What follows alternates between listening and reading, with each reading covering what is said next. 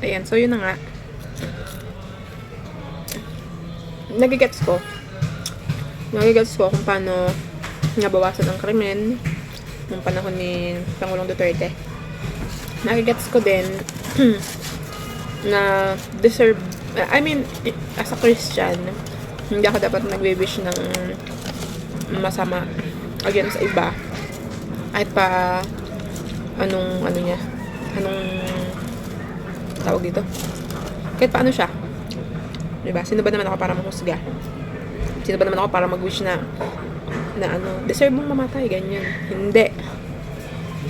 So, pero nagigets ko kung para saan yung war on drugs. Mali pa. Ayan, nagigets ko kung para saan yun.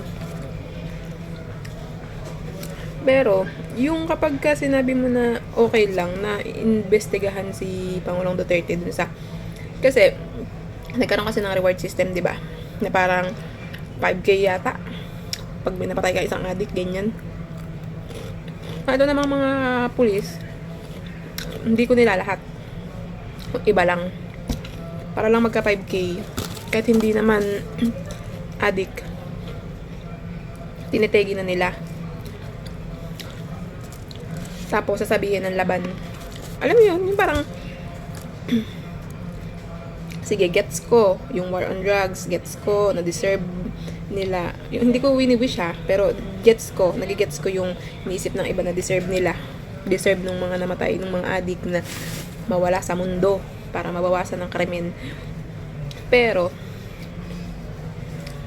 kung inosente yung isang tao, 'di ba? Parang so unfair.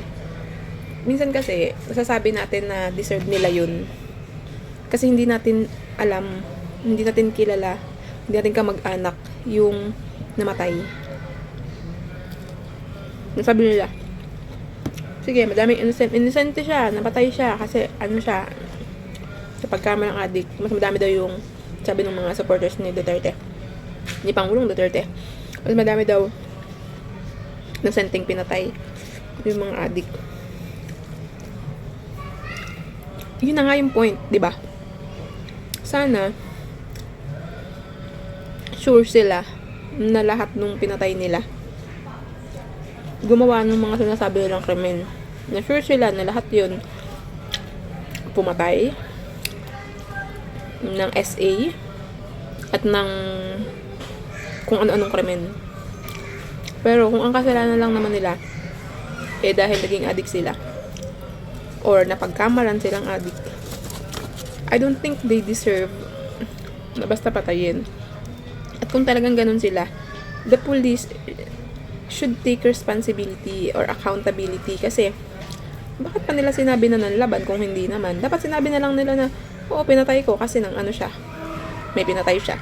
Oo, pinatay ko kasi addict siya, may inano siya, may in-essay siya. 'Di ba?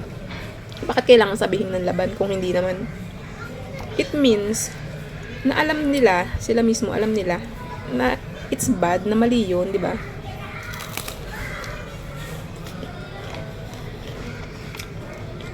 May nakita lang din kasi ako na wait lang. Okay, malis na siya. May nakita lang din kasi ako na parang sumisigaw ng justice para sa anak niya na na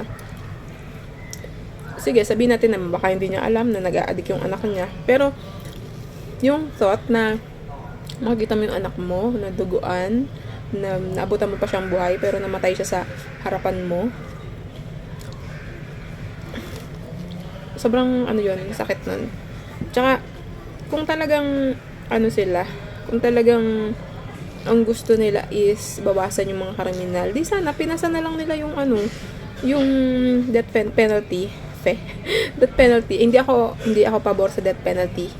Against ako doon kasi nga sino ba naman tayo para kumuha ng buhay ng isang tao? Ang Lord lang ang nun, may karapatan, tayo wala. Pero I mean, kung gusto nilang legal ang lahat, di sana pinasa nila yung death penalty. Nagpasa sila ng batas na lahat ng mapatunayan na nag-addict o may addict na may ginawang krimen, i-death penalty, di ba?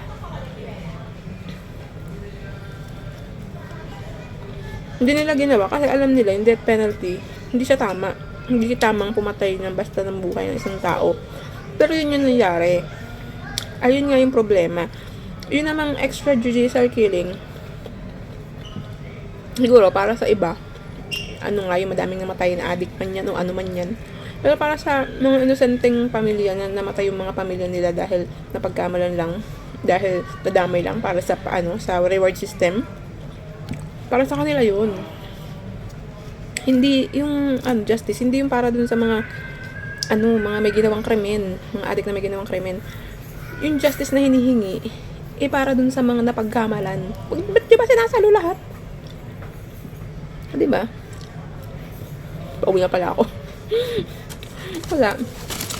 Minsan pinapatulan ko yung mga comment, ganyan. Wala, parang gusto ko lang din kasing i-voice out kung ano yung naiisip ko.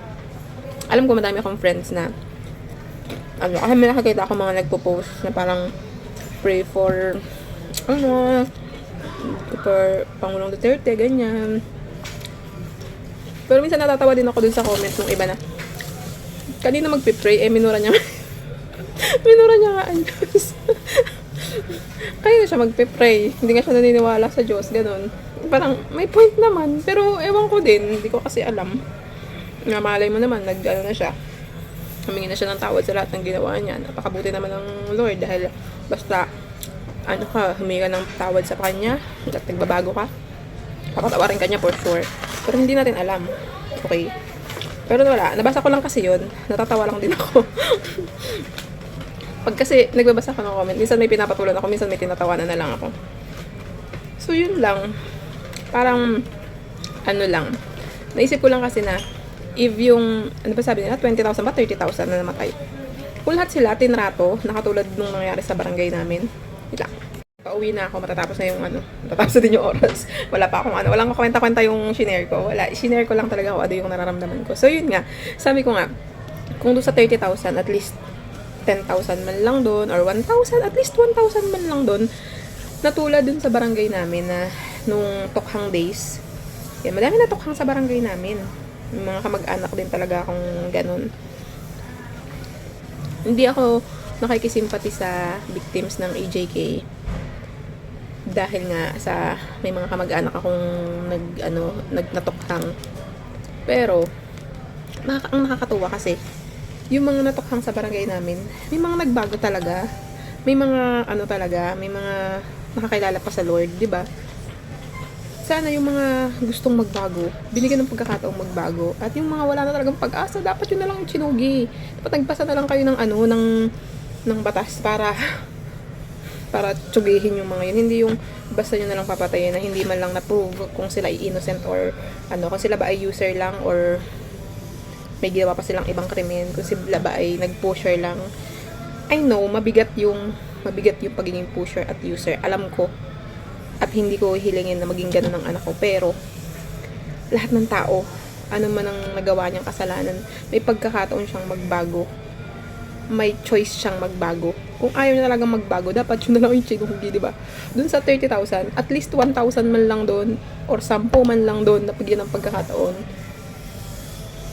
Di ba? Siguro may mga pamilya pang masaya ngayon, or baka yung mga pamilya ng inosente, hindi humingi ng tulong sa ICC. Baka walang ganito ngayon. So, yun lang. Na lang, bukas na lang uli. Pag-usapan natin yung kay Kim So Yun. Bye!